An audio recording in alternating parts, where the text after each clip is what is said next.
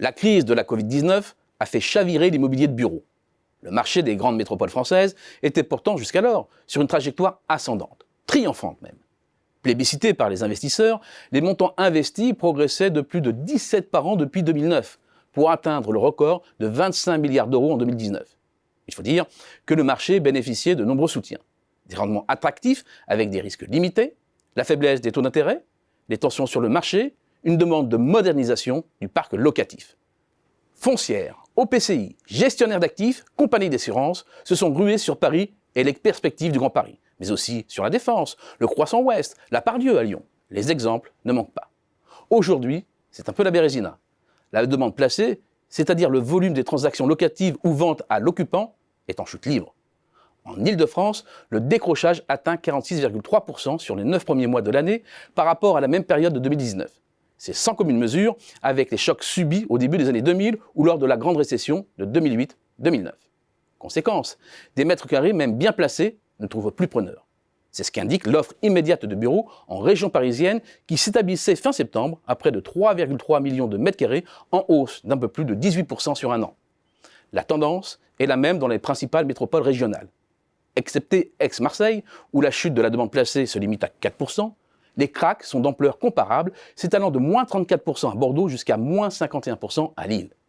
Ensemble, ces 6 principaux marchés sont en baisse de 42%. Certes, la base de comparaison fausse un peu le diagnostic, le millésime 2019 ayant été exceptionnel. Mais même rapporté à la performance des 10 dernières années, à moins 19%, la chute reste brutale. Face à cet affaissement de la demande, les loyers tiennent bon, jusqu'à maintenant. En Île-de-France, le loyer facial pour les biens neufs ou restructurés est en hausse de 3% sur un an et même de 4% pour les biens de seconde main. Toutefois, ce n'est pas là que se fait l'ajustement, mais bien plus dans la progression des mesures d'accompagnement aux utilisateurs des bureaux. C'est-à-dire tous ces aménagements comme les franchises de loyer, la prise en charge de certains travaux de rénovation, du déménagement, etc. Aujourd'hui, cela représente 21,3% du loyer facial. Ce n'est certes pas un record, mais c'est un chiffre en hausse rapide de 2 points sur un an. La violence du choc économique lié à la pandémie pèse de tout son poids. Report des déménagements, des projets de développement, l'attentisme prévaut.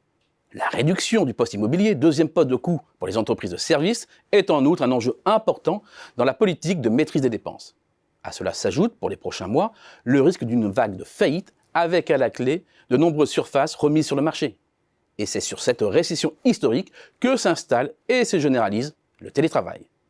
L'enquête menée par JLL, spécialiste du conseil en immobilier d'entreprise, dévoile qu'en dehors même de toute contrainte gouvernementale, tant que le risque sanitaire persiste, les entreprises envisagent en moyenne 3 jours de télétravail hebdomadaire minimum pour les salariés occupant des emplois de bureau. Après la crise, le consensus se situe à 2 jours par semaine, soit le nombre idéal de journées travaillées que souhaitent les salariés eux-mêmes. 2 jours par semaine de 5 jours ouvrés. Un rapide calcul donne ce résultat. Les locaux seraient occupés 60% du temps. Cela fait beaucoup de bureaux vides et cela amène naturellement à reconsidérer le nombre de mètres carrés dont les entreprises vont réellement avoir besoin. 2 éléments sont à considérer. 1.